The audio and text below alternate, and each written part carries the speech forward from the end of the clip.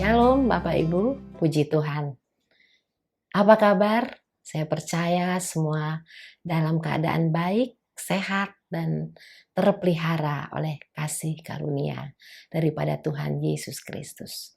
Puji Tuhan, kita jumpa lagi dalam sharing firman Tuhan pada saat ini yang terambil dalam Amsal pasal yang ke-11 ayat yang ke-8. Orang benar diselamatkan dari kesukaran, lalu orang fasik menggantikannya. Luar biasa bukan? Ini janji daripada firman Tuhan yang memberikan kita kekuatan secara roh hidup kita. Bahwa orang benar dilepaskan dari kesukaran. Orang benar. Siapa itu orang benar? Firman Tuhan berkata bahwa semua orang tidak ada yang benar. Semua sudah kehilangan kemuliaan Tuhan. Tetapi karena Yesus telah datang ke dalam dunia untuk menyelamatkan orang berdosa. Dan Yesus berfirman bahwa Yesus adalah jalan kebenaran dan hidup. Siapa yang percaya diselamatkan, tidak percaya binasa. Orang benar, tentu hidupnya benar, langkah-langkahnya benar, semuanya sepadan dengan maunya Tuhan. Di situ ada janjinya, orang benar diselamatkan dari kesukaran. Kesukaran apa? Kesukaran ekonomi kah? Kesukaran penyakit kah? Kesukaran dalam rumah tangga? Kesukaran dalam usaha bisnis? Kesukaran apa saja?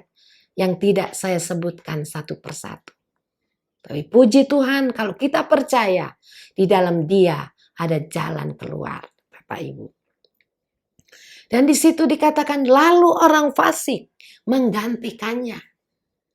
Orang benar diselamatkan, orang fasik menggantikannya, Bapak Ibu. Kita teringat bagaimana peristiwa di dalam kitab Daniel, ya. Di dalam kitab Daniel di sana diceritakan bagaimana ada pemuda Sadrak Mesak, 3 pemuda. Sadrak Mesak dan Abednego, ya. Raja Nebukadnezar mendirikan patung emas dan diserukan bahwa seluruh rakyatnya yang ada saat itu, yang ada di kota itu, yang di kawasan di bawah pimpinan Nebukadnezar, harus menyembah kepada patung emas itu. Tapi kita melihat bagaimana dia begitu percaya kepada Tuhan. Sampai-sampai dia tidak mau sama sekali menyembah kepada patung emas buatan daripada Raja Nebukadnezar. Kenapa? Karena dia percaya bahwa Allahnya Israel adalah Allah yang luar biasa, melebihi segala yang ada. Bapak Ibu sekalian, kita melihat ganjarannya kalau tidak mau menyembah patung, dimasukkan ke dalam perapian yang menyala. Dan itu terjadi. Raja begitu murka dan marah karena pemuda-pemuda ini tidak mau menyembah patung. Malahan mereka berkata, sekalipun Tuhan tidak menolong aku pun tidak mau menyembah patung emas itu. Raja lebih murka lagi dan dipanaskanlah perapian itu berlipat kali. Bapak Ibu sekalian, puji nama Tuhan. Setelah dilemparkannya ketiga pemuda ini, Sadrak, Mesak, dan Abednego, dalam perapian yang dinyalakan berapa kali lipat panasnya. Apa yang terjadi? Mereka tidak mati. Mereka tidak hangus. Bahkan dicatat oleh firman Tuhan, bau hangus pun tidak. Mereka dalam keadaan biasa-biasa saja, bahkan berjalan-jalan di tengah api, ditambah 1 malaikat, jadi ada 4 orang. Sampai Raja Nebukadnezar saat itu terheran-heran, dia berkata, bukan kata di 3 orang yang kita masukkan, kenapa sekarang ada 4 orang? Oh haleluya Bapak Ibu sekalian. Orang yang melempar Sadrak, Mesak, dan Abednego ke dalam perapian itu, firman Tuhan mencatat mereka mati di tempat.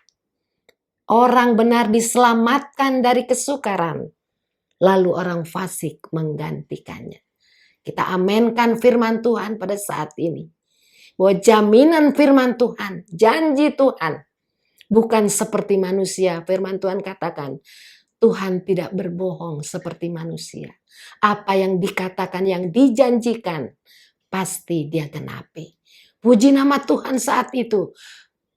Sadrak, Mesak, dan Abednego keluar dari perapian dengan tidak kurang satu apapun. Tidak ada cacat di tubuhnya, tidak ada bau hangus di tubuhnya, di pakaiannya. Dan dikatakan firman Tuhan, Raja Nebukadnezar menyerukan semua seluruh rakyat menghormati Allahnya Sadrak, Mesak, dan Abednego pada saat itu. Bapak Ibu sekalian, puji Tuhan. Dimanapun kita berada, kalau kita memegang janji Tuhan, maka kita melihat nama Tuhan dimuliakan dalam hidup kita. Bukan cuma dalam hidup kita, tapi di sana kita melihat semua bangsa, orang yang ada di situ menyaksikan betapa hebat Allahnya Sadrak, Mesak, dan Abednego. Puji nama Tuhan di tengah-tengah pandemi yang sedang kita hadapi. Biar kita boleh menyaksikan betapa hebat Tuhan yang kita sembah, yang kita muliakan. Memelihara hidup kita, menolong hidup kita, dan membawa kita kepada kemenangan, datang kepada kemenangan. Puji Tuhan, Bapak Ibu sekalian, kiranya sharing yang singkat ini boleh menjadi berkat bagi kita semua. Amin. Mari kita berdoa.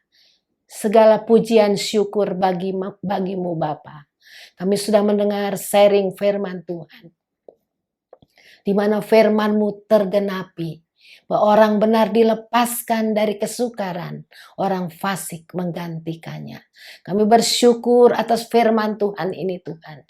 Di tengah-tengah pandemi yang sedang berlanjut, yang belum tahu kapan akan berakhir. Tapi kami percaya kami orang-orang yang sudah dibenarkan oleh firman-Mu, sudah dibenarkan oleh darah-Mu Tuhan. Kami boleh mengalami janji-janji-Mu ya Bapa. Di dalam saat sulit sekalipun Tuhan, kami tetap kuat di dalam Tuhan. Terima kasih Bapa, Engkau menjamah setiap Bapak Ibu yang mengikuti sharing pada saat ini. Di dalam nama Tuhan Yesus, mereka diberkati.